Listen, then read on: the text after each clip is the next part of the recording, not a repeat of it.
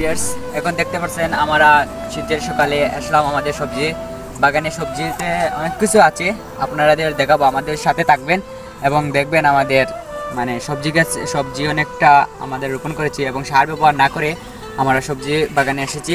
আপনারা দেখেন, চলে আসুন দেখুন।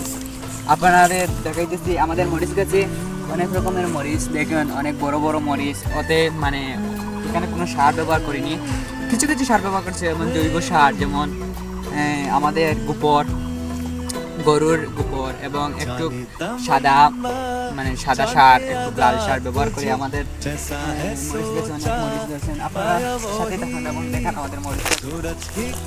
অত বেশি করিনি মরিচ গাছে, কারণ এত বেশি জায়গা নাই আমাদের, ছোটোখাটো একটু জমিন আছে, মানে গাঙ্গের পারে আমরা এইটা করলাম।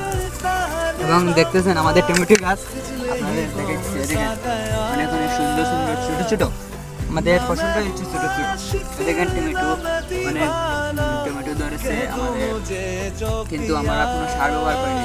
এতে অনেক সার আছে, বাজারি মাছ জিনিস আছে, তারা অনেক রকমের, যেমন কাঁচা টমেটো একটু ঔষধ দিয়ে পাকিয়ে তারপর মানুষকে খাওয়ায়, কিন্তু আমরা আমাদের কোনো রকমের মানে কোনো সার ব্যবহার না করে, কোনো ঔষধ না ব্যবহার করে আমরা আমাদের ফসল।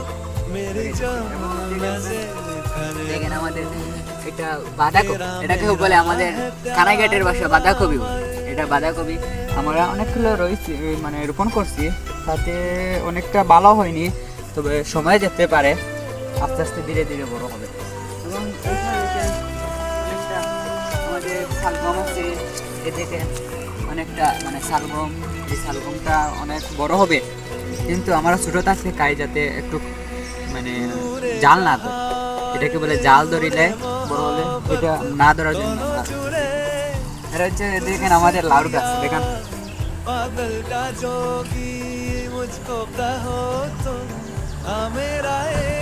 এদিকে আমাদের লাউ ধরেছে, এটা ছোট, তো কিছুদিন পর বড় হবে।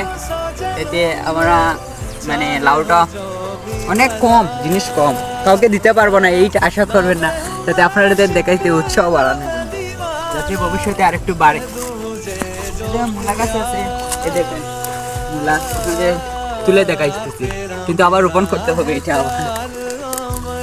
আবার নিচ দেখতেছে।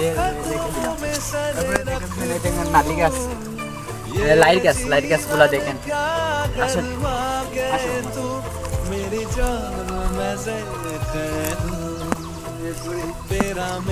দেখুন ধীরে ধীরে আমাদের বেগুন গাছও একটি রোপণ করছি, তাতে বেগুনও ধরেছে, ছোটো ছোটো বেগুন, এতে অনেকটা ছোটো। আর এই দেখেন আমাদের লাকাইয়ের গাছ, লাকাইটা অনেক বেশি গাছ রয়েছে, 8-10টি গাছ রয়েছে, তবে যাও দিছে 3-4 টাকারে খেতে পারবো। তারপরে দেখেন আমাদের উড়ি গাছ,